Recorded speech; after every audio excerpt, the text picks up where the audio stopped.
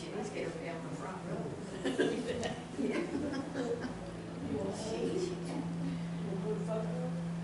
Okay, let's try this again. I apologize to anyone that came expecting Holly Bice this morning, but you know sometimes things happen and things don't go just as we planned.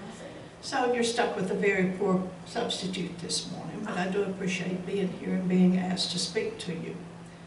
God has been good to me over the years, and one thing I've never learned to say when it comes to church work is no.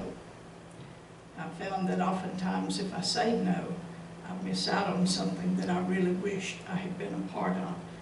So I could not say no yesterday. Esther suggested possibly talking about my life as a minister's wife. Really, it's a very boring story. The first speaker we had, Sharon Turner, had a really good talk, and I enjoyed it very much, but she had something exciting to tell us about how she was kidnapped one time, how she is suffering with cancer even as we speak this morning, and how God has been a part of her life. So that was exciting. Last time we had Janice, and she was able to tell us about the terrible situation that she and Perry have been living with over the last few years, and how God has blessed them and has brought them through them. I don't have anything exciting like that even. God has been good to me and Buddy. We've never, in our immediate family, have not suffered any major illness. Of course, if I started ticking off this morning all the things that are wrong with Buddy, you would think I would be lying. But even with all the things that he has wrong with him, God has blessed us, and we're still able to go and do what we feel God has called us to do. And I myself have never had any major illness, nor our son. So, you know, God blesses us in different ways. Sometimes he gives us hard things where we really feel his presence, and he pulls us through those. And sometimes he just blesses us and gives us a good life, and that's how he is working in our lives. And there probably is a reason for that, because he intends for us to use those for his honor and glory. So mine probably won't be an exciting story this morning. You'll probably be yawning before it's over with. But I'm going to tell you a little bit about my life. But before we get started, let's have prayer. Esther, would you lead us in prayer, please? Father, we thank you for the beautiful sunshine that you've given us. We thank you, Lord, for each lady that's come out to join in the fellowship that we're having. And Lord, I pray that you bless Diane as she speaks, and Lord, that it would be a blessing to our heart, which she always is a blessing, Lord. And I pray that you would be with each one that's here. We know each person here has something going on in their lives, Lord, and we pray that you would just be with them, that you'd help them, Lord. I pray today for Priscilla, that you would be with her, help her, Lord, in this time, and may she feel your a blessing today. Lord, I pray that you might just be with each one that's here. Bless us, help us, Lord, to use what we hear in our life to bless someone else. And I pray that you just be with us, watch over us and care for us. In Jesus' name I pray. First of all, I'd like to read a portion of Scripture, and this is a portion of Scripture that Buddy used in one of his sermons back just a few weeks ago. But it's one that came to my mind after Esther invited me to speak. It's from Ecclesiastes chapter 3, verses 1 through 8. I'm sure you will be very familiar with it. To everything there is a season, and a time to every purpose under the heaven. A time to be born and a time to die. A time to plant and a time to pluck up that which is planted. A time to kill and a time to heal. A time to break down and a time to build up. A time to weep and a time to laugh. A time to mourn and a time to dance. A time to cast away stones and a time to gather stones together. A time to embrace and a time to refrain from embracing. A time to get and a time to lose. A time to keep and a time to cast away. A time to rend and a time to sow. A time to keep silence and a time to speak, a time to love and a time to hate, a time of war and a time of peace. My time to be born came on February 22nd, 1948. But that almost became my time to die at the same time. My parents lived in a small mining town in Bibb County called Marvel. You may have heard of it. Well, when time came for me to be born, my mother did not go to the hospital, but I was born at our home. And when I was born, the umbilical cord was wrapped around my neck. And they tell me that I was totally blue when I was born and that the doctor had to work with me for a very long time to get me to breathing properly. So that almost became my time to die, but I didn't. So for that reason, I've always kind of felt like God must have some kind of purpose for me in this world, or else he would not have brought me through that time. I'm not sure yet exactly what that purpose is, but hopefully somewhere along the way through my life I have fulfilled that purpose that God had for me. Of course, as everyone from the church knows from Buddy preaching about it so much, my dad was a preacher, so I grew up as a preacher's kid. Daddy could not have been a preacher for a very long period of time because my daddy had only been saved a short time. I do not know exactly how long he had been preaching when I was born, but anyway, he was preaching at that time, and he preached mostly or totally in small country churches, such as Buddy preached about this past Sunday morning. But both of my parents were very strict with me. There were a lot of things as a child. Of course, back in 48 and the early 50s, there wasn't a whole lot of stuff going on anywhere. But my parents were very strict, and there were a lot of things that I didn't get to do. And of course, I was always the preacher's kid, so the preacher's kid had to behave real good, Had to set an example for everybody else. But anyway, my parents loved me, and they brought me up in the right way. If it had not been for that, who knows where I might have been today. I might have been dead, might have been living on the streets.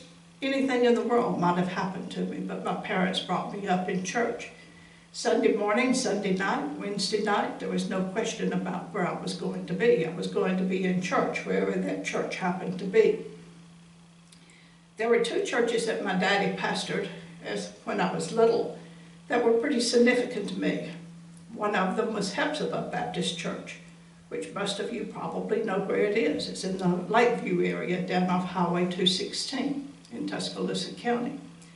That church became very important to me because that happened to be the church we were going to when I was saved. And so that will always hold a special place in my heart. The second church that was very important to me was Little Harrican Baptist Church. Now, my daddy happened to pastor Little Harrican 3 different times during his ministry. But on this second pastorate at Little Harrican, I was just a young teenager, and that happened to be where I met Buddy. So that's a pretty important place in our hearts and lives. And of course, later on, it became the first church that he pastored. But Buddy and I met on Halloween night. I had a group of friends down there, and one year, 1962, Halloween fell on Wednesday night. And I convinced my parents to go down to church early, so some of my friends and I got together and we went out trick-or-treating. I was about 14, but we were still trick-or-treating. Of course, it was mostly just walking around and having a good time. But at some point at that night, we run into a group of boys that were also walking around trick-or-treating, and Buddy was in that group. And that's how Buddy and I met. And the next Sunday night, Buddy showed up at church at Little Harrican Baptist Church. And from that point on, he was a regular attendee. And most of our dating experience was going to church. And him coming to my house and sitting on the porch or sitting in the living room watching TV or doing something like that. It really couldn't have been called dating. If we got to go out to a McDonald's or something, that was a big treat. But nevertheless, that's what we did as far as dating was concerned. Then in 1965, Buddy and I got married. I was 17 at the time, Buddy was 19. A lot of people probably thought, and I look back now and I think, that was young. And we were kind of stupid in a lot of ways, but we were in love. And we went into that marriage intending to make it a marriage that was going to work. Even though some people said we were too young and it couldn't work, it did work. Come July 16th, Buddy and I will be celebrating our 58th anniversary. So it kind of stuck. Of course, part of that might have been, I always felt like if anything happened and Buddy and I divorced, my parents would kill me. Because, you know, it was very important to them. So I didn't want to give them a reason to do that. But Steve was born about a year later in 1966. The year after that, 1967, Buddy's mother passed away. The year after that, in 1968, his dad passed away. So there was a streak of years there that were very eventful, some good and some bad. Steve was the biggest blessing that God has ever given us. He's been a son that we loved and we could be proud of because of the life that he has lived. He has always chosen to serve God in his life, and he still does today. But then Buddy's parents passed away, and both of them were just in their mid-50s. And, you know, that was a heartbreaker because they didn't really get to know Steve that well. As a matter of fact, Steve was only about 9 months old when Buddy's mother passed away, and only a little over 1 when his dad passed away. Over 2 when his dad passed away. So they never really got to know Steve. They never really got to see what Buddy became because when they died, he was a good boy. But there wasn't anything particularly outstanding about his life. He was just a good person. They never got to know that he was a preacher and see the impact that he has had on the lives of people. And I've always regretted that. I would have liked to have gotten to know my in-laws much better than I ever got to. But that was not God's plan. He had a time for them to die, just as he has a time for each of us. And that was their time. Well, when Buddy and I got married, we really intended, both of us were Christians. Buddy had gotten saved in 1964. And we really intended to live a good Christian life. The first Sunday after we got married, we went to church. This was at Rockdale Baptist Church over in Eastern Valley in Bessemer. The pastor there was Brother T.J. Mize, and he was a friend of my mom and dad, and I'd known him most of my life. So I knew him to be a good man, a very sweet man. And also at that time, my sister and her children were going to church there. So we went to church there the first Sunday after we were married. Sounds like a good start, huh? Sounds like we got it made, and we're going to keep that commitment that we have made. But, you know, we didn't go back on Sunday night. And then, you know, we got up and we went to church, but we went to preaching. We didn't go to Sunday school. We didn't do anything to really get involved in the church. And, you know, unless you become a part of the life of the church, you can't really enjoy going to church. You've got to go there and feel like you're at home. And so we went there on Sunday morning at preaching, and we left, and that was pretty much the extent of it. And as time went by, you know, it got easier and easier to skip that hour on Sunday morning. And so we got further and further away from God. We got really slack over time. And one of our promises that we'd made to ourselves was a promise that we were going to tithe. I'd been brought up in the home of a Baptist minister that fervently believed in tithing, and we were going to do that. But Buddy was not making that much money. And, you know, it was just really kind of hard to make it all stretch out to make it feel like you could afford to pay tithes. And we'd pat ourselves on the back and say, well, we will do it when things get better. Well, you know, things didn't get better, they got worse. And the time came, Buddy was working at Nashville Bridge at the time. So he wasn't making much money. Janice probably has an idea about how much money he wasn't making. But he took a cutback. I don't remember what the circumstances were, but he took a cutback, which included a big cut in what little bit of money he was making. And you would sit down and you could add up the bills and add up the money coming in, and the bills were a whole lot heavier than the amount of money coming in. But you know, that spoke to our hearts. That told us that maybe, just maybe, God was trying to get our attention. And we determined right then and there that we were going to start paying our tithes. We didn't have enough money conceivably to pay our bills, but we decided we were going to pay our tithes. And we started paying our tithes. And to this day, I cannot tell you how it happened. But you know, we paid all of our bills. We put clothes on our son's back. We paid our rent. We bought our groceries. And never missed it at all. God blessed that somehow, just like He tells us in His Word that He will bless it. So if you ever try to pat yourself up, convince yourself that you don't need to pay your tithes, that you need it for something else this week or this month, don't believe it. God will keep His word, and He will bless you if you do what He asks you to do. And then besides that, we got involved in another church. We got involved in a church at 3rd Avenue Baptist Church, again in Bessemer. The pastor there was Brother George Colburn. Again, a friend of my mom and dad's, someone that I had known. Actually, Brother Colburn had been the pastor of the church in Marvel at one point, I think before my daddy ever got saved. So he meant a lot to our family. The difference was when we went to 3rd Avenue, we became a part of the church. We were younger than most of the people there. This was in the very early 70s, so Buddy and I were, still in our very early 20s. And we were younger than most of the people that were going to church there. But they just brought us in and took us in and made us part of their family. And, we'd go out and we'd do things with them and spend time with them. And we got involved in the activities in the church. I started teaching a Sunday school class. Buddy was elected at one point to be Sunday school director. Later on, he was chosen to be a deacon and ordained as a deacon. So, we really got involved and we loved this church. But I think the difference was not so much in the church as it was in us, because we had decided that we were going to give our lives to God and do what He would have us to do.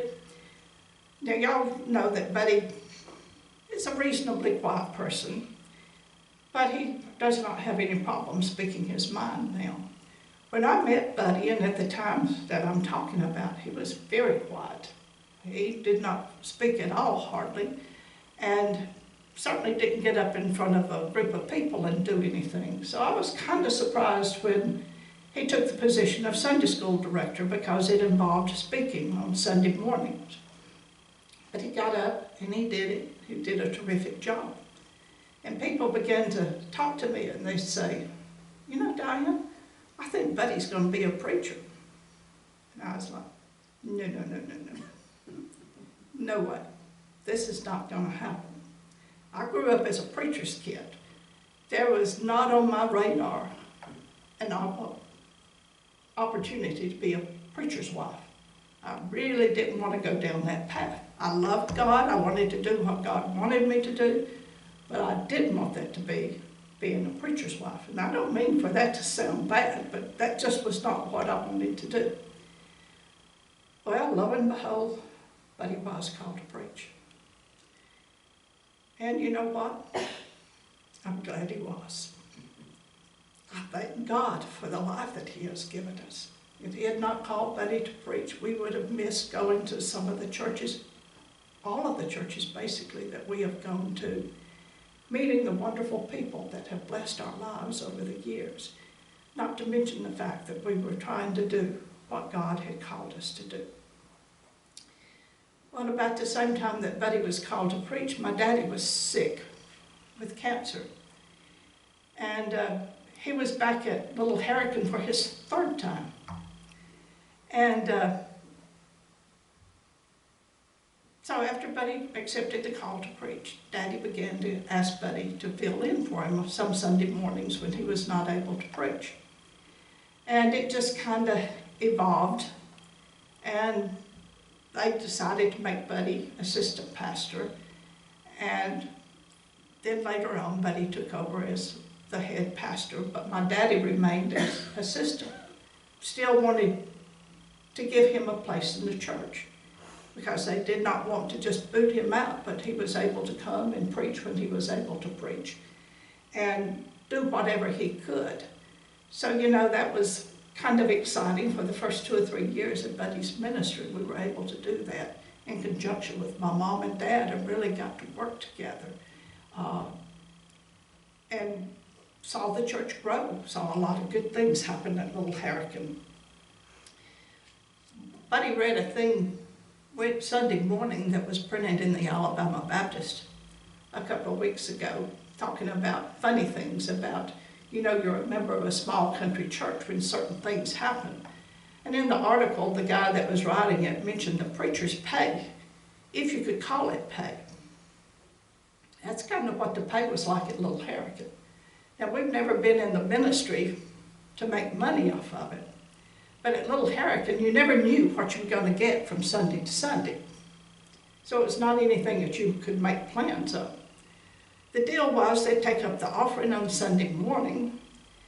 The treasurer would count the offering, and half of that money would go to the preacher. Well, in mine and Buddy's case, we insisted on still helping my dad out. He wouldn't take all of it, so we split it with my dad. Some Sundays it was less than $10, because this was a very small church. The offerings weren't that big. But you know, that was all right, because that was not why we were there. We weren't going there for that purpose. But we enjoyed our time at Little Harrican, and of course it was good that this was in the community where Buddy had grown up, so it was like being back at home. Some of the things that happened at Little Harrican was that this was a big, ugly cement block building that looked like a big box sitting up on top of a hill, had no front porch, had steps that went up, probably 15 or 20 steps, straight up to the door, no landing up there. It was pitiful. But during the time that we were there, the church grew and we did some building programs, and we put a porch on that church, we bricked the church, we put carpeting on the inside, we put new pews on the inside, and I say we did, God did. It was the people of the church working together. But another thing I did was put in a baptistry. I meant to mention when I said I was saved at Hepzibah's, of course I was baptized there, but that was before the days of the indoor baptistries. So I was actually baptized in a little creek behind one of the deacons' houses. But I remember my mother was very determined that I was going to be dressed for my baptism. And my mother made a lot of my clothes when I was growing up. And for my baptism, she made me a simple white dress to wear just for that purpose, not for anything else. And I always thought that was kind of ironic, because I'm going to go into a creek where it could be muddy. But she made me a white dress to be baptized in. And you know, that's one of the sweetest memories that I have in my life, that my mother did that for me. And Buddy was baptized in a creek also. But Little Harrican put in a baptistry, the first one they'd had there. And Steve, our son, was the first one that was baptized in that baptistry. We had some other people baptized that day, but Steve had just gotten saved. And Buddy took advantage of his position as pastor, and he baptized Steve as the first one in that baptistry. Still have a picture of it. It's still a very special memory in our lives. But you know, there was a big difference in pastoring like my dad did it and pastoring like we started doing it. My dad always worked. They lived in Bessemer. And when he was pastoring Little Harrican, and this is true of all the churches that he pastored, he would go to that church on Sunday morning and spend the day on the field of that church, go back Sunday night, because it was so far to drive. And you know, back then in the 60s, it really seemed like it was a long way from Bessemer down to Brookwood. Today we make that trip without thinking about it twice. But then it was so far that you couldn't afford to make it in one day, 2 times in one day. So Mother and Daddy would stay down there all day, and there was always someone in the church that was appointed to fix lunch for the pastor. and entertain the pastor for that Sunday. And so they spent the day on the church field on Sunday, and then went back Wednesday night. And for the most part, that was all the activities we participated in, because it was so far away. And, they'd have revivals once or twice a year. We'd always go to the revivals, of course, but that was just about the only extra activities we ever went to when I was growing up. Well, when Buddy and I came along, we still lived in Bessemer. Well, we didn't mind so bad making that trip more than one time or 2 times a week if it was necessary. And we got involved in everything. We started doing Vacation Bible School. We started doing WMU. Anything that you could think of just about, we started doing it. And where my dad would sometimes visit on Sunday afternoon when he was already in the community, it wasn't unheard of for Buddy to drive down during the week or to the hospitals to visit whoever needed visiting. The people here at Birmingport know a little bit about how Buddy visits, but that's the way he started out during his ministry. And up until 2014, when he retired, Buddy always worked 2 jobs, considering the church as part of that. And he always worked very demanding jobs. I don't know how many mornings Buddy got up before dawn and went into work, or how many nights he worked late to 8 or 9 o'clock so that he could go and be with someone at the hospital during the daytime. But that was just how he intended and has done his ministry. He always wanted to be there for the people that we've been working with. So after Little Harrican, we left there and went back up to Hepzibah. You'll notice my dad pastored Hepzibah and Little Harrican, and 2 of the first churches that Buddy pastored were Little Harrican and Hepzibah. So we kind of followed in his footprints. So I've been a part of 2 churches where I was there as a preacher's kid and then come along as a preacher's wife. And I've often wondered if they had a little bit of trouble taking me seriously because they remembered me as a child more than they remembered me as an adult and the wife of the pastor. But everyone has always seemed to respect me and overlook my faults, my shortcomings. But anyway, after pastoring Little Harrican and Hepzibah, Buddy went to Antioch for a while and stayed there about a year, and then about 5 years he served as director of missions for the Pleasant Grove Association. And that was kind of like pastoring 17 churches. That was the number in the association at the time. Because as the director of missions, he visited each of the churches on Sundays.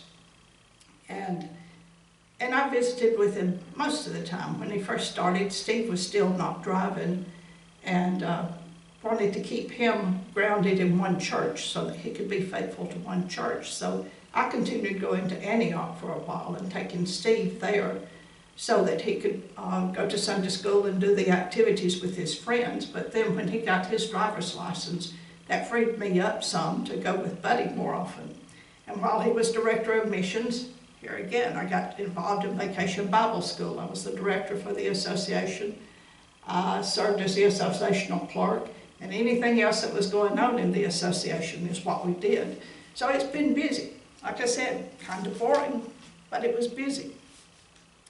Then after director of missions, he went back to Hepzibah, and from there went to Johns, Cottondale, and then in 1995 we went to Oak Grove Missionary for the first time. And it was when we were at Oak Grove that our grandson Austin was born, just a few weeks after we went there. And that was really special to us. And of course we already had Caitlin because Angie had Caitlin when she and Steve were married. But that made Oak Grove pretty special to us.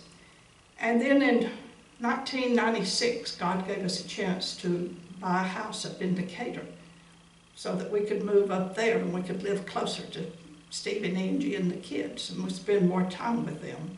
Ended up only living there for 4 years and pastoring Flint Creek Baptist Church while we were there.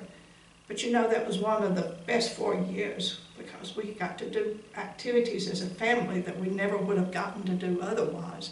So I think God gave us that special time in our life so that we could be with our grandchildren as they were growing up and have memories that we could look back on. And then after Flint Creek, went back to Oak Grove. And from Oak Grove, we landed here. Come in. But you know, along the way, God's blessed us so richly. There's been hard times. Times were not always perfect at the churches that we were at. There were people that would get dissatisfied. There were good friends that we had that passed away, such as there have been since we've been here. But God has been good to us. And those blessings are blessings we would not have had if I'd gotten my wish back a long time ago, not to be a pastor's wife. When we left Oak Grove in 2013, our last Sunday at Oak Grove was Mother's Day 2013. We left there. We didn't have anywhere that we were planning to go. We just felt like it was time, after 12 years, that God wanted us to leave. We didn't have any plans to go anywhere as pastor. So we figured that for the first time in many, many years, we would just settle down, find us a church, and go to church as regular church members. But we decided we'd take some time because, you know, over the years, you don't go anywhere on weekends when you're pastoring a church. And so we decided we'd take 1 or 2 weekend trips. Both of us were still working.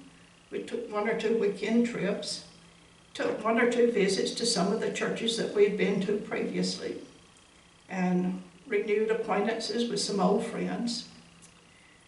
And then we thought, we really got to find some place to go to church. But we couldn't think of anything. Buddy and I have talked about, you know, if y'all ever decided to kick us out of here where we would go to church, today we could not name you a church that we think that we would go to.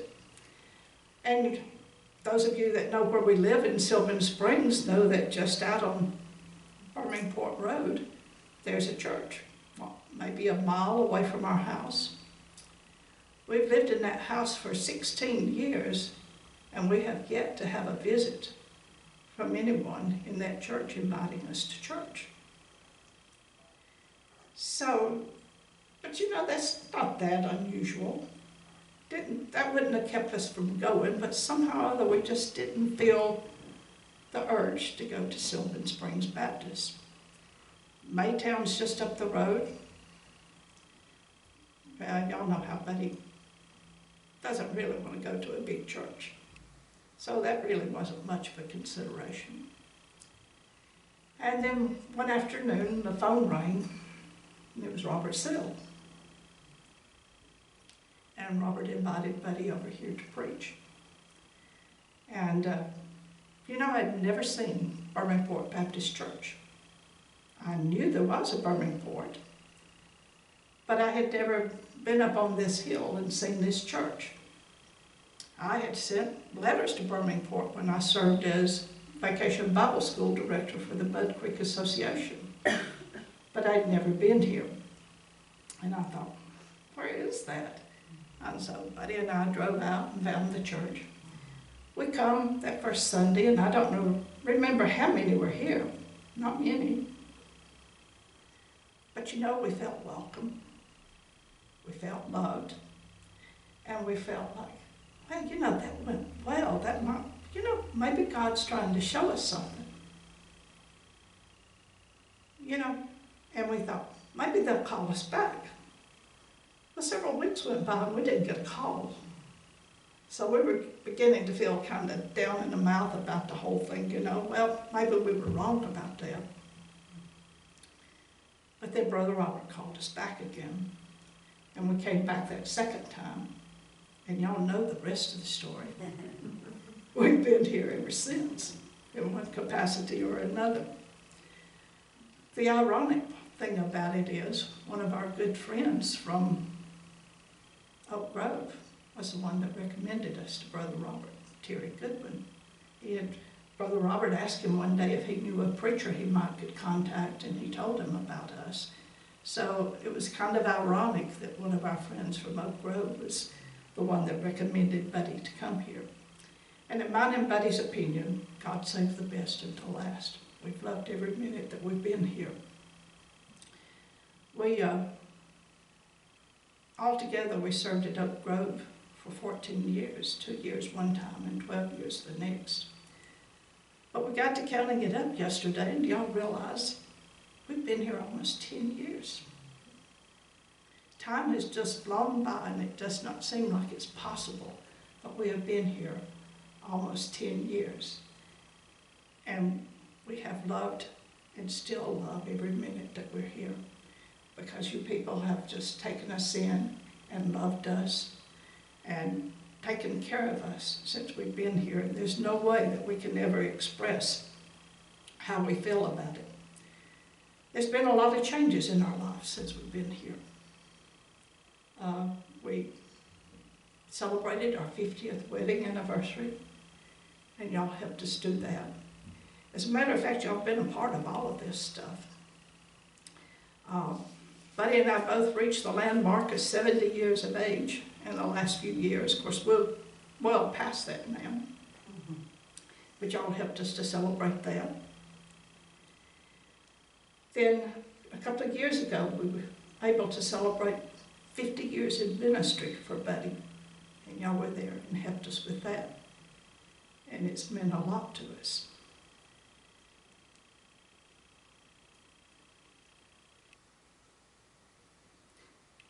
God has given us 2 great-grandchildren since we've been here. Y'all know the story of that. You know that God chose to take Truman home before he was ever born. Today would have been Truman's 6th birthday. Even though I never got to hold and love that baby, he is as real to me as Amy is. And I miss him with all my heart. Never will know why God chose to take him home. But I guess that's a time to be born and a time to die. And that's in God's timetable. And all we can do is accept what God has given us. But you know, about a year after Truman passed away, God gave us Amy. And she's been the light of our, y'all know Amy. She's been the light of our life ever since she got here, especially since they've been living down here. And you know, I think about it sometimes. I wish we could still have Truman. I wonder about what he would have been like. As a matter of fact, I was guilty. The Sunday before Truman passed away, or before Truman was delivered, was Easter Sunday, April 16th, 2017. And that Sunday morning, Myrtle's family was here with her. And Elijah and Jet were sitting right in front of me during the preaching service. And of course, Jet's just the cutest little boy God ever put on earth. Unless Truman had lived, then Truman might have eclipsed him. But I've always thought Jet was just really, really cute. And that morning he was sitting in front of me, and of course he was pretty small then. And I was watching him, and my mind wandered, and I thought, I wonder what Truman will be like, because we were just a few weeks away from when Truman was supposed to be born. And I wonder if he'll be like Jet, if he'll be as smart as he is, if he'll be as cute as he is, you know, just trying to imagine what he might be like. So maybe my mind shouldn't have wandered during church like that, but it was wandering. And then the next morning, and I had a conversation with someone here at church that day. They said, were asking me about Caitlin. Caitlin's doing great. You know, everything's just going absolutely perfect. We're just, I think it was about 6 weeks away or something like that. And you know, everything just looked so rosy. got up the next morning, I was feeling real good, and here again thinking about Truman, because there was something I was making. I like to cross stitch, and I was cross stitching a blanket for Truman. And I was sitting in my living room. This is a picture of it. I actually finished it. This blanket is probably as long as I am tall, and about yay wide. A lot of cross stitching in that blanket. But I decided I wanted to make something for Truman, so I was working on it on Monday morning, about mid-morning, and Buddy come upstairs from the basement and told me that he was gone. And we were just kind of stunned for a while. Buddy told me this morning he couldn't even remember what happened. I told him, I said, it was just like we didn't know what to do, because the child we were looking forward to was gone. And he started calling some of the people in the church and everything, letting them know, and talked to Robert and Wanda. And the question was, well, are y'all going? Because they were in St. Louis. Are y'all going? And it was like, well, we really haven't thought. But they encouraged us to go, so we went to St. Louis the next day and got to spend just a few minutes with Truman after he was delivered. He was a beautiful little baby, weighed about 1 pound and 9 ounces, about 12 inches long, so can you imagine? I had a little diaper on him that would fit in the palm of my hand. So that gives you an idea. But he was perfectly formed. It wasn't because of any birth defect or anything that he died. But God took Truman from us, but he gave us him. And God held us up through that, and your prayers held us up through that. And we have been eternally grateful for it. I mentioned that I like doing cross stitching, but I'm not always real good at finishing what I start. And I have this piece of cross stitch that I come across. Would have been a pretty piece of cross stitch if I'd ever finished it, and I don't know how old this is. But I didn't finish it, but it's got a message in it to me, and I hope to you. I don't know how many of you have ever done cross stitching, but if you look at the back side of a piece of cross stitching, there's a bunch of threads that are jumbled, crossing over each other. They look ugly and make no sense whatsoever.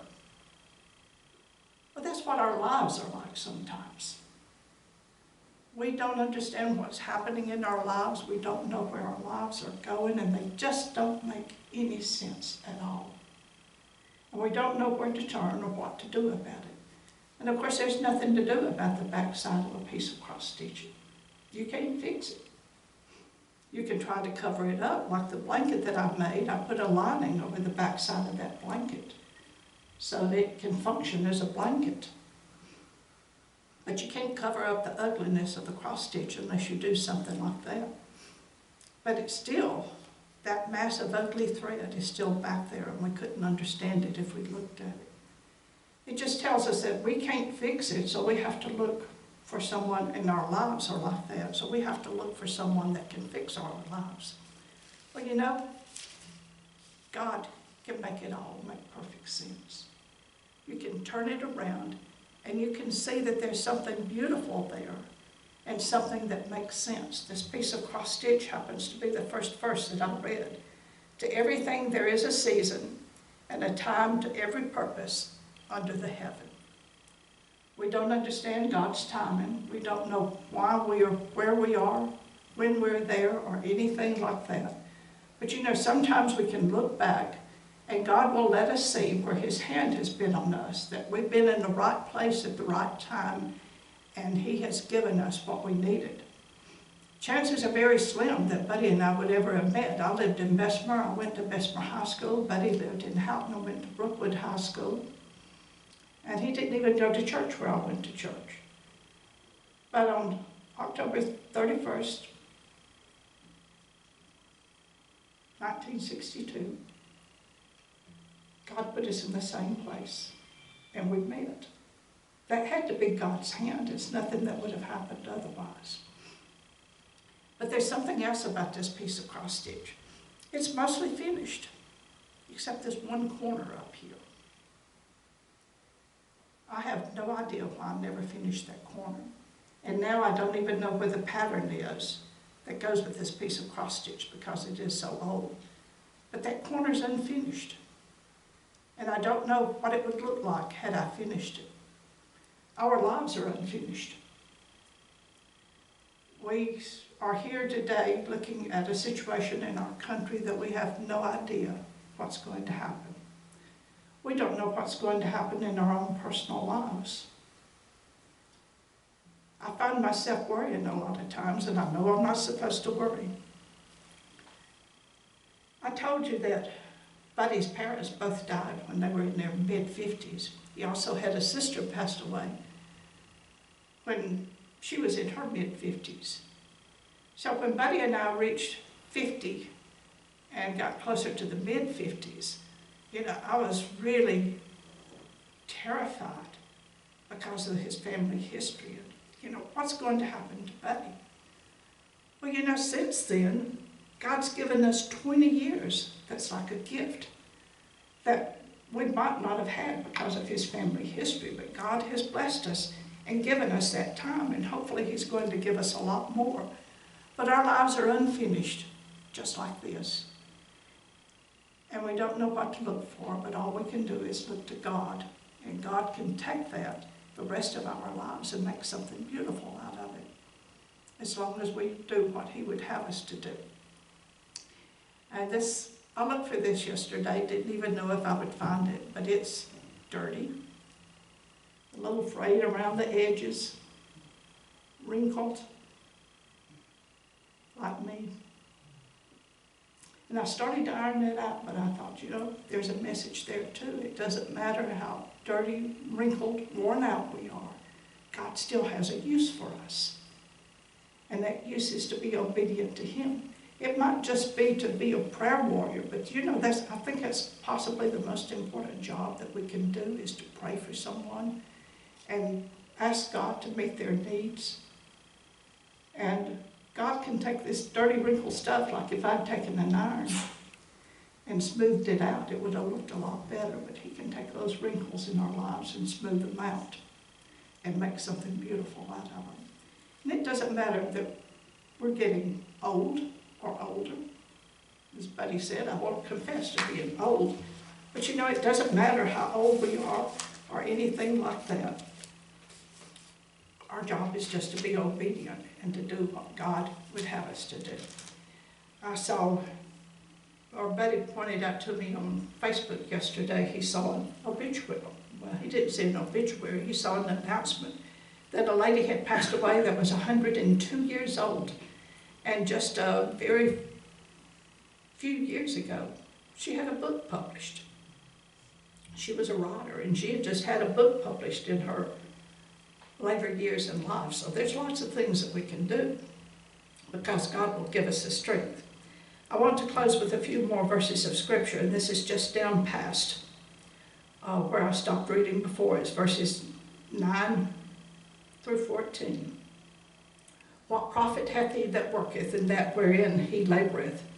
I have seen the travail which God hath given to the sons of men to be exercised in it. He hath made everything beautiful in his time. Also he hath set the world in their heart, so that no man can find out the work that God maketh from the beginning to the end. I know that there is no good in them, but for a man to rejoice and to do good in his life. And also that every man should eat and drink and enjoy the good of all his labor. It is the gift of God. I know that whatsoever God doeth, it shall be forever. Nothing can be put to it, nor anything taken from it, and God doeth it, that men should fear before him. God has promised to bless our lives and to give us bountiful blessings. And he wants us to enjoy the things that he has given us in this life. And we can do those things if we will just yield to what he would have us to do and be obedient. we will close with a word of prayer. Wanda, would you lead us in prayer, please? Dear Heavenly Father, we just thank you for this day, Lord. We thank you for these ladies that have made an effort to come out, and we hope that each and every one has received a blessing. Lord, we just ask that you would intervene in their lives, Lord, whatever is going on or whatever problems they do have, or that you would just touch them and be with them, Lord. And we know that you are always there. Your mercies are always everlasting, and great is your faithfulness, Lord. We just thank you for Diane. We thank you for all that she does for this church. We thank you for the blessings that she has been to our church, Lord. We thank you for this that she brought today, Lord, and that we would take it and apply it to our lives, Lord. We just ask that you would be with us as we go down to fellowship.